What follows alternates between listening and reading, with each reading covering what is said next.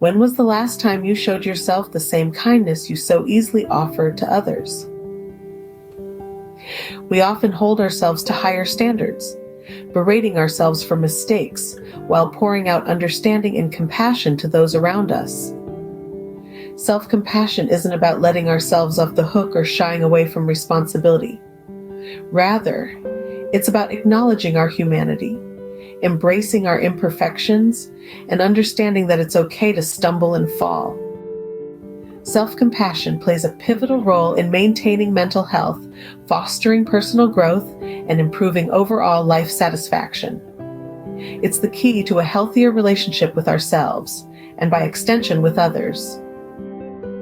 Imagine a world where you treat yourself with the same kindness you extend to your loved ones. That's the power of self-compassion. So what exactly is self-compassion, and why does it matter? If we were to break it down, self-compassion is essentially treating yourself with the kindness and understanding you'd readily extend to a loved one. It involves acknowledging your own suffering, shortcomings, and failures, and responding to them with kindness and understanding, rather than harsh judgment. Psychologist Dr. Kristin Neff, a leading expert in this field, identifies 3 elements of self-compassion: self-kindness, common humanity, and mindfulness. Let's delve a bit deeper into what these mean. Self-kindness is the act of being warm and understanding towards ourselves when we suffer, fail, or feel inadequate. Rather than ignoring our pain or beating ourselves up with self-criticism, we stop to say, "I'm hurting," and extend gentleness to ourselves. Next is common humanity.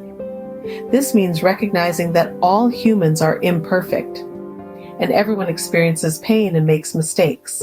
It's a shared human experience.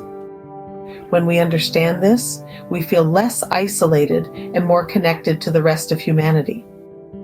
The third element is mindfulness, which involves being with what's happening in the present moment without trying to change it or push it away. It's about observing our experiences without judgment, so we can fully experience our pain without exaggerating or minimizing it. When these 3 elements come together, they create a healthier and more positive self-view.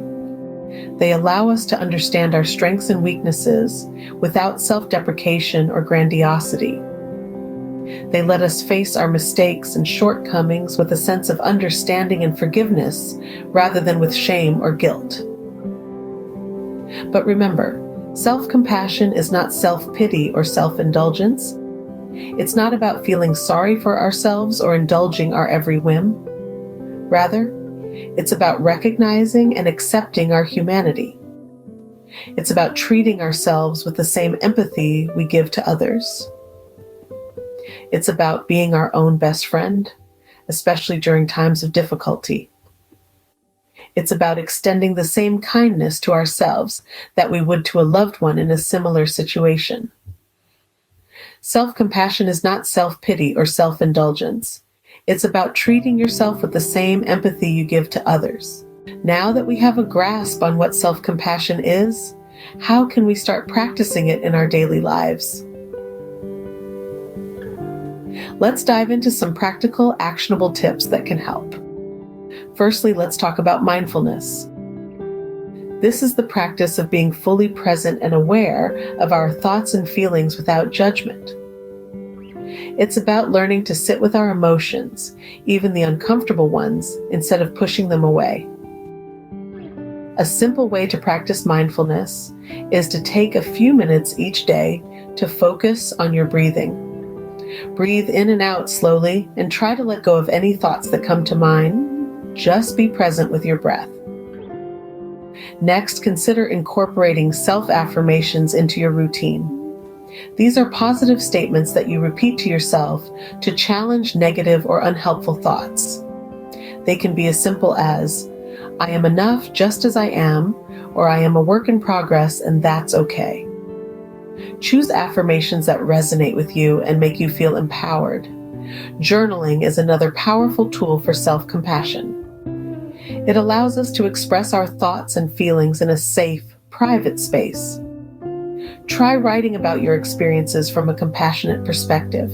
Instead of criticizing yourself for mistakes or perceived shortcomings, write about what you learned from the situation and how you can grow from it.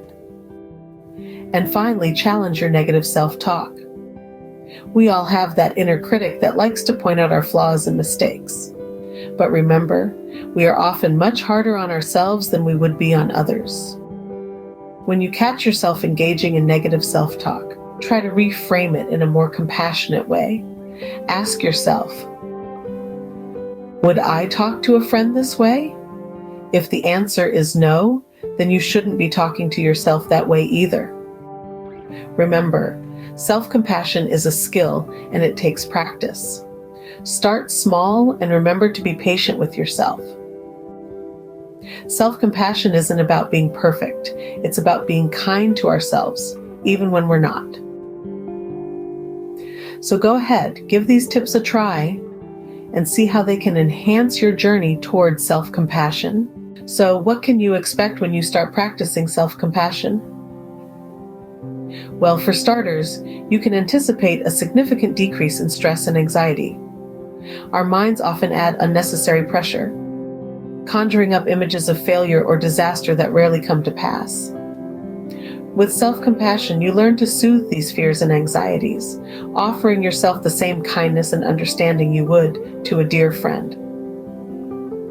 In addition to reducing stress, self-compassion is a powerful tool for improving mental health. It's like a salve for the soul, helping to heal wounds of regret, guilt, or self-doubt. When you learn to treat yourself with compassion, you create a safe space for emotional healing and growth. You start to see your mistakes not as evidence of unworthiness, but as opportunities to learn and grow. Self-compassion also fuels motivation. Yes, you heard it right. Contrary to the popular belief that self-criticism pushes us to do better, research shows that self-compassion is a more effective motivator. It encourages us to pick ourselves up after a setback rather than wallowing in self-pity or self-criticism. It's like having a supportive coach inside your head, cheering you on and encouraging you to try again. Moreover, self-compassion fosters resilience. Life will inevitably throw curveballs your way, but with self-compassion, you can weather the storm. You learn to view these challenges not as insurmountable obstacles, but as part of the human experience. Cultivating self-compassion leads to a more fulfilling and balanced life. It's like finding the perfect balance between caring for others and caring for yourself. It's about acknowledging your worth and treating yourself with the love, respect, and kindness you deserve. In the journey of life, being your own ally rather than your own critic can make all the difference. So be kind to yourself. You deserve it.